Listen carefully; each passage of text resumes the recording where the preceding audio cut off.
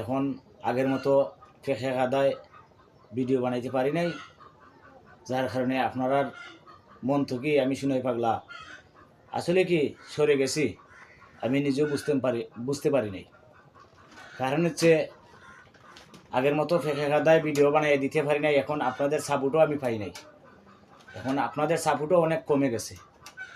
তবে হ্যাঁ, একটা জিনিস ওই আপনারা সামনে আজকে বলবো যে আমি শুনাই পাগলা